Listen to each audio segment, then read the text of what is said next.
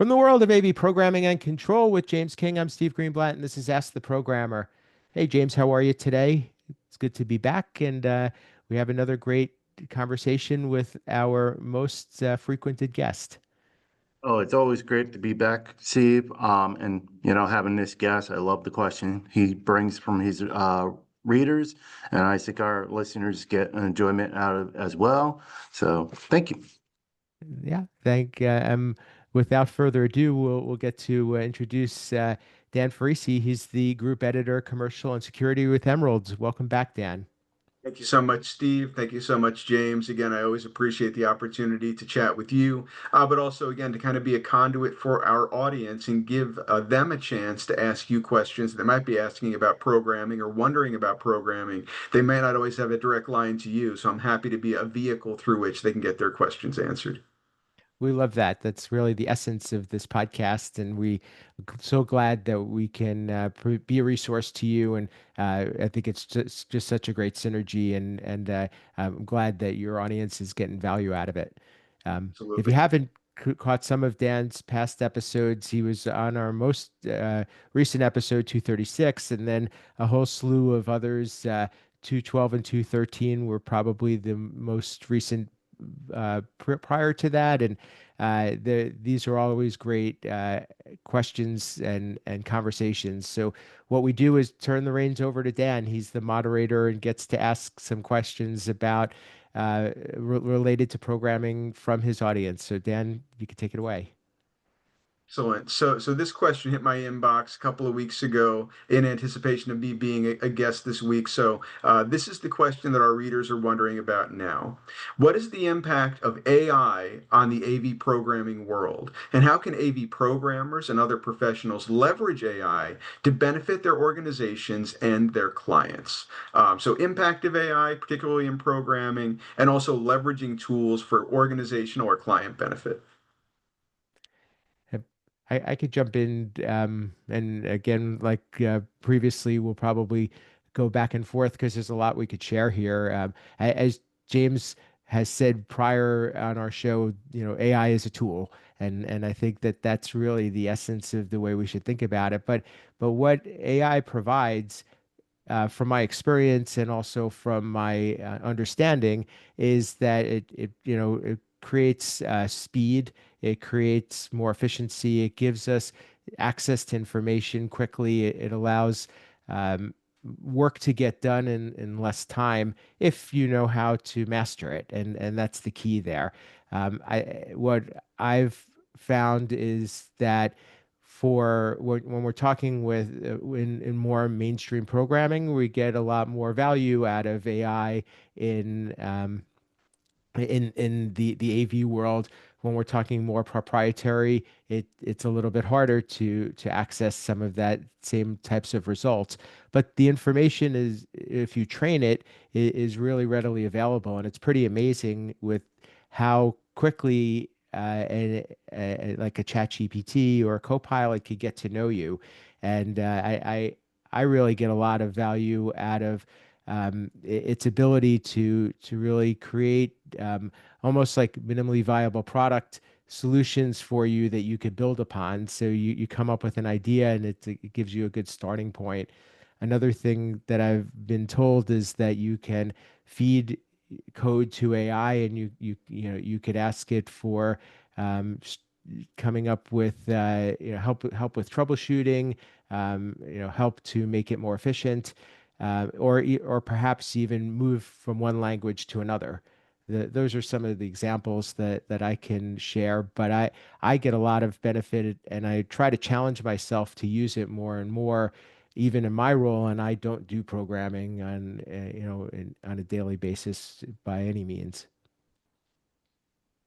I think, Steve, you're there. I'm kind of the same way and same boat as you. I'm not using AI, especially for programming. I actually don't remember the last time I actually written a line of code.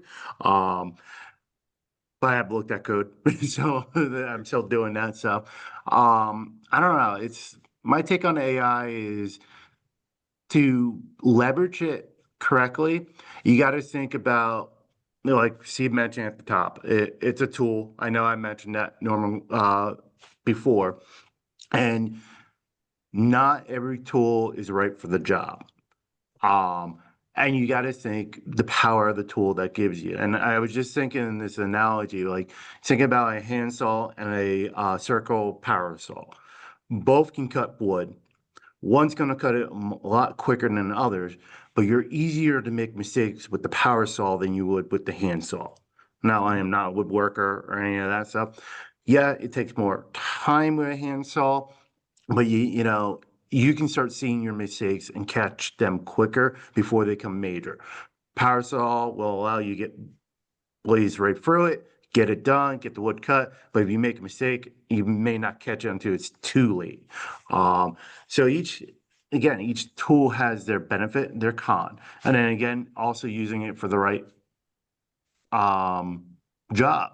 For example, it's going back to our tool belt or toolbox analogy. If I take a hammer and try to use it as a screwdriver and it doesn't work, is that the hammer's fault? No. It's the wrong tool for the job.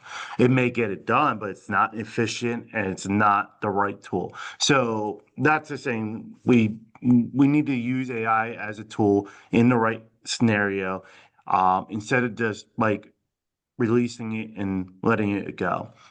I think the best I've heard a use of AI was actually from Richie from State of Control.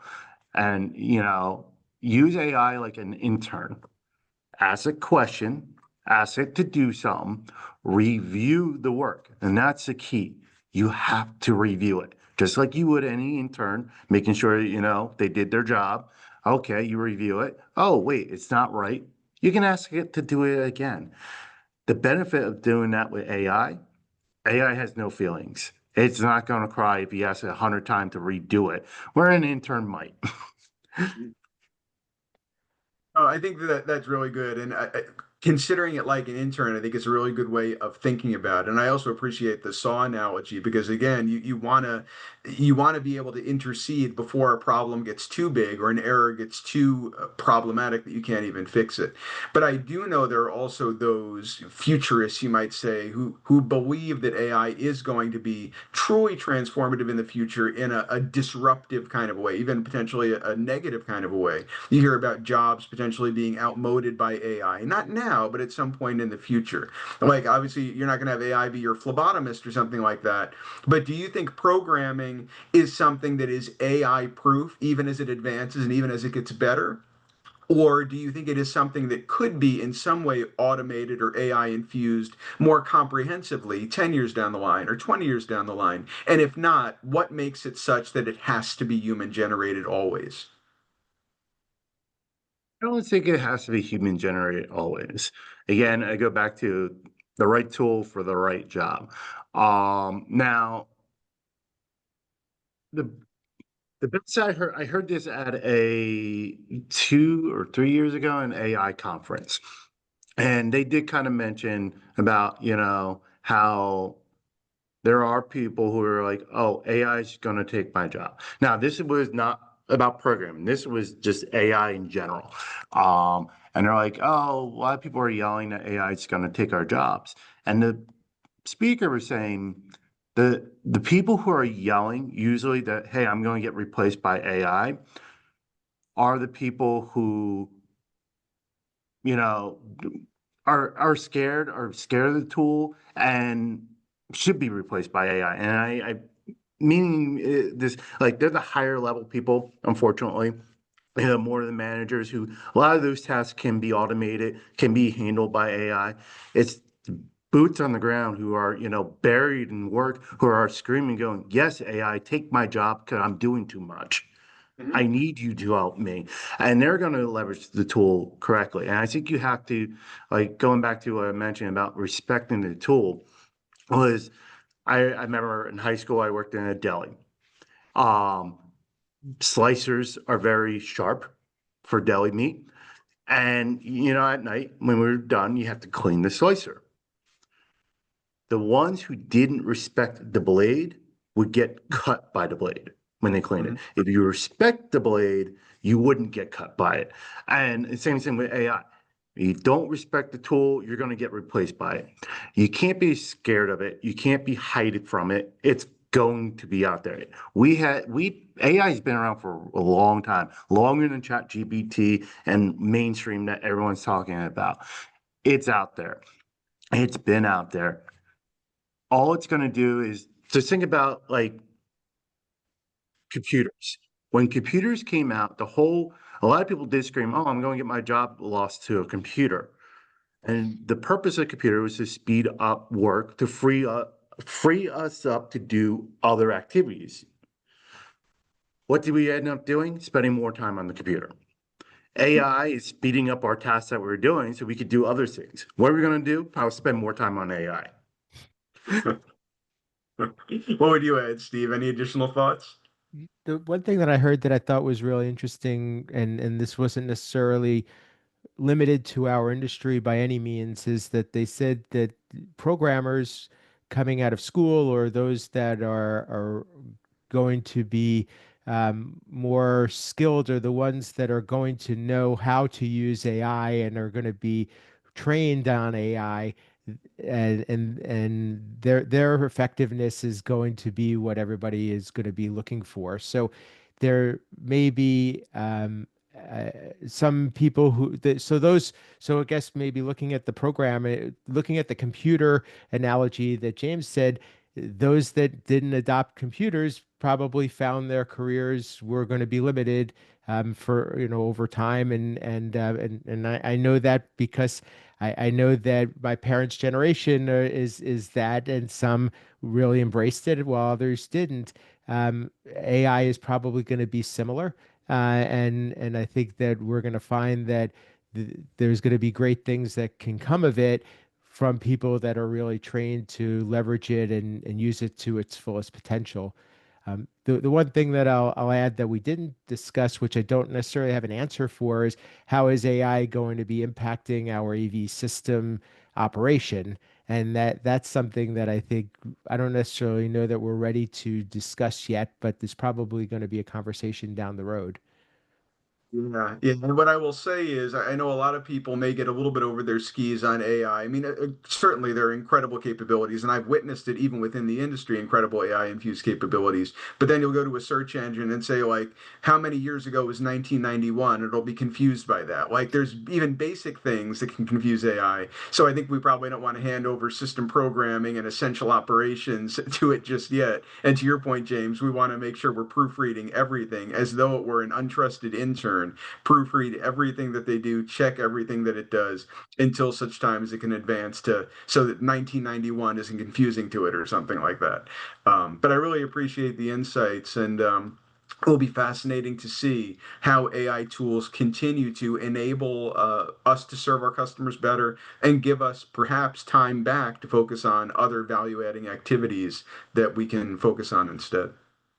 And it's certainly a conversation that needs to be had, and we need to be talking about it pretty consistently. And so I appreciate you bringing this conversation to us. And one of the things that I learned something about AI at last year's Total Tech Summit, and I wanted to tie that into this conversation, Dan, because Total Tech Summit is coming in the near future. This We're recording this in the fall of 2025. So tell us a little bit about that. I know it's something that you're heavily involved in, and you've given us opportunities to be involved in as well.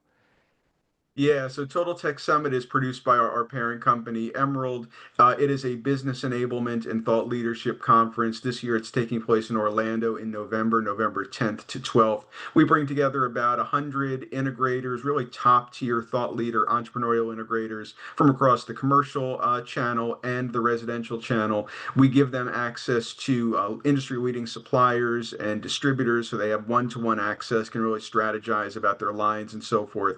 But we also have have a really nice content session, including keynotes and breakout education tracks specific to the residential channel and to the commercial channel. On the commercial side, we're going to be doing a session about pricing labor, not getting into particular dollars, but just in terms of strategies to make sure that you're pricing your labor correctly for your particular market, your particular regional differences, and also project scopes, what should be in them, when shouldn't be in them, how detailed should they be. So it's really operational kind of a knowledge that we're focusing on in addition to that vendor and distributor access. It's by invite only, but you can go to totaltechsummit.com if you would like to apply to attend, if you're one of those entrepreneurial integration business leaders. And of course, if you're a supplier, a manufacturer, a distributor, and you want access to these real influencers, these tastemakers in the integration community, we would love to have you at Total Tech Summit as a sponsor to give you direct access to these folks.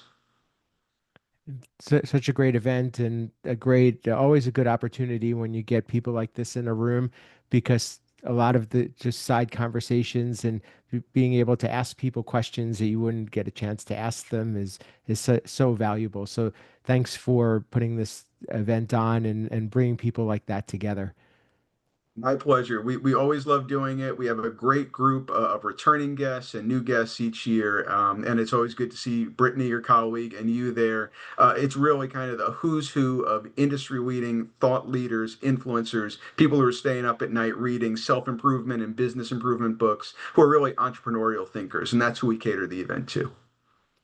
So, Dan, if people want to get in touch with you, learn more about Total Tech Summit, learn more about Commercial Integrator, or even potentially submit some questions for your next appearance on our podcast, how can they do that?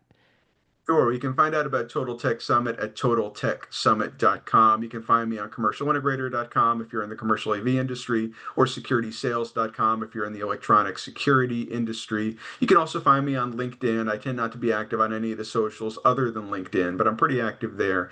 And if you want to send questions for me to pass along to Steve and to James in future iterations of this, you can just email me at dan.ferrisi@emeraldx.com, and I am happy to have your question be the next one I pose to Steve and to James. And we look forward to that. So please reach out to Dan and connect with him regardless, because Dan's a great guy and he also provides a lot of great content on LinkedIn. So please make sure you connect with him.